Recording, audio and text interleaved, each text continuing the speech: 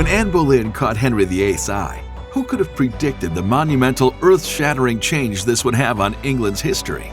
Who knew that his passion would drive a stake through the heart of the church, or how short her life would be?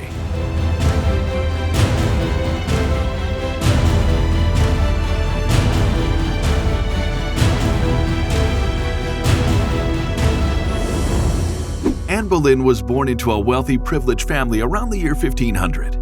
She grew up at Hever Castle in Kent and spent her younger years in the Netherlands and France. Her father, Sir Thomas Boleyn, was very ambitious. He wanted his daughters Mary and Anne to learn how to dance, sing, play an instrument, ride, and speak French, which was the sophisticated language of Europe at the time. All this so they could marry into rich, powerful families. He should have been careful what he wished for.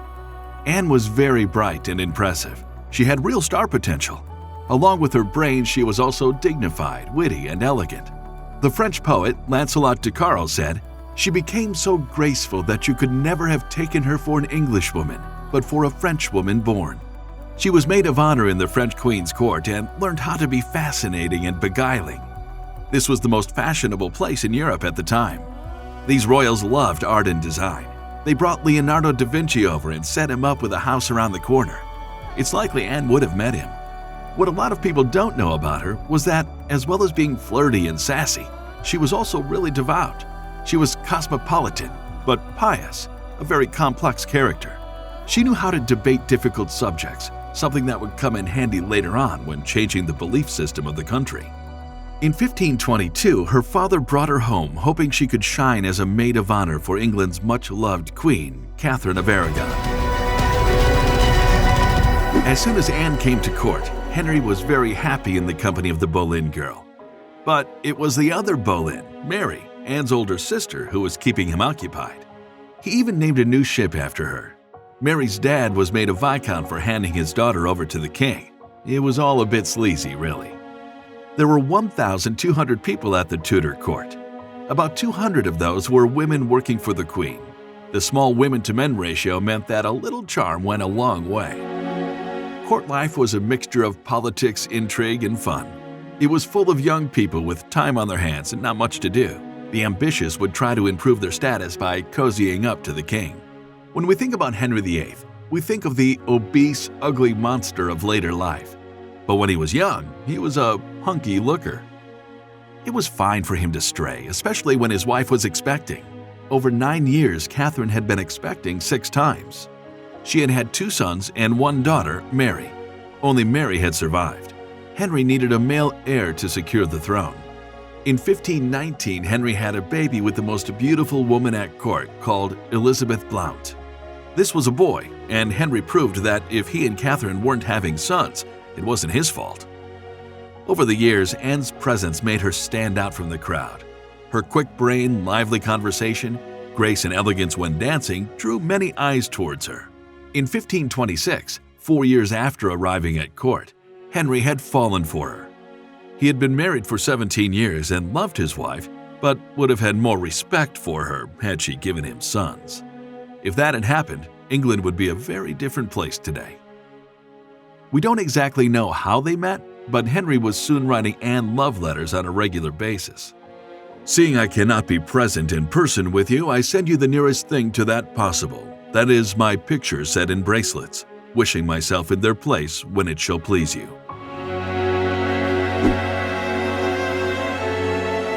Henry fell deeply and passionately in love with Anne. He wanted her to be his bit on the side like her sister before her. Anne decided she was not going to fall in love with the king, give herself to him, and then be thrown over. She refused his bed while he was still married, and so began a chain of events that have gone down in history. She must have loved him desperately, but none of her letters survived. She has been painted as an ambitious user, but that may be because she was so unpopular, being the other woman.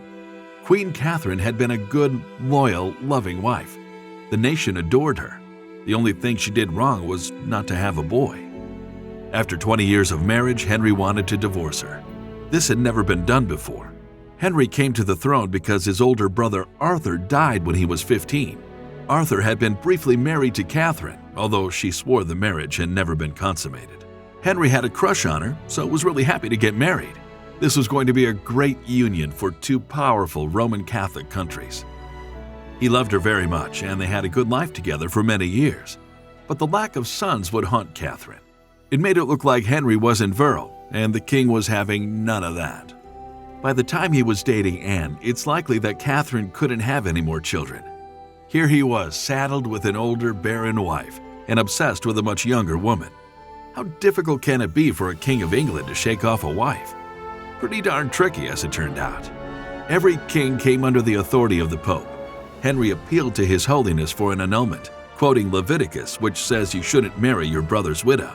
But the Pope wasn't playing ball. Henry, who was so used to getting his own way, was livid. Anne was a great reader and reformer. At the time, William Tyndale's work was banned in England. He was a Protestant who believed the highest authority was the written word in the Bible. Tyndale said that no prince should be under the authority of the Pope, and the king should be the top man. Anne owned a copy of this contraband book and gave it to Henry to read. This was his way out of the marriage. It also appealed to his ginormous ego. If he was supreme religious authority, he could do what he wanted. This love affair changed the faith of England.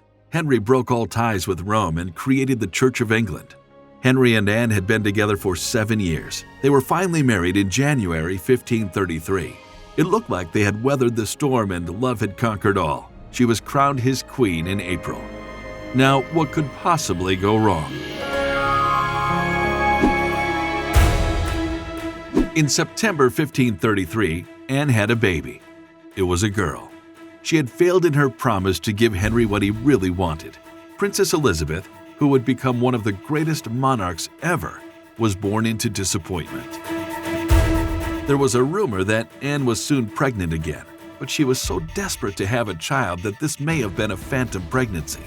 Meanwhile, Henry was being blasted by Roman Catholics at home and abroad who refused to accept his new wife.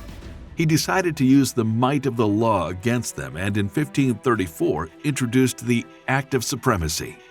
This recognized him as head of the Church of England and also needed an oath of loyalty from subjects saying they were thrilled about his marriage to Anne.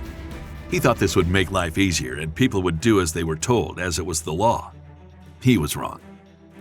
Many refused to sign. They were tried and executed, the most famous being Henry's favorite tutor and advisor, Sir Thomas More.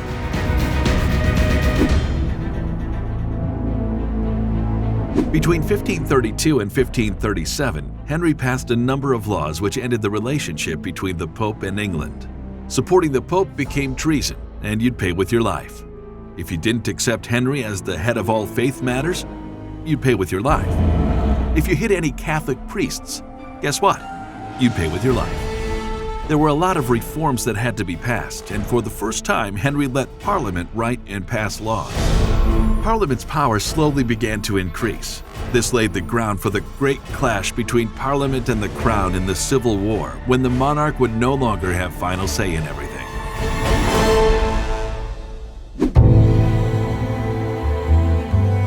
In January 1536, Anne was expecting again.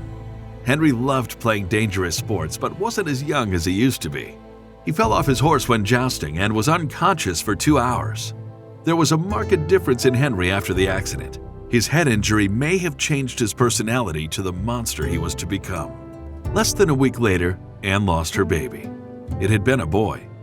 The Spanish ambassador, who hated her, said she had lost her future too. Harsh, but true.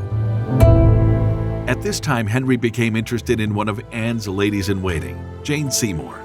None of his courtiers were fond of Anne, and if they could help Henry move on to someone new, there might be something in it for them. Out of nowhere, rumors were circulating saying that Anne was being unfaithful with several men, including, shockingly, her brother. How could the king be expected to have a healthy baby boy with a woman who was so immoral? Or at least, that's what the world was supposed to think. The men were tortured and confessions forced out of them and beheaded. In May 1536, a kangaroo court found Anne guilty of being unfaithful, unnatural relations, and treason. She was the first queen to be publicly decapitated. She protested her innocence until the bitter end. It took her 7 years to become a queen, a title she held for just 1,000 days. But Anne and Henry changed Britain forever. Was Anne innocent, or is there some truth in rumor? Please leave your comments below and click the like button. Don't forget to subscribe and find out about our latest videos.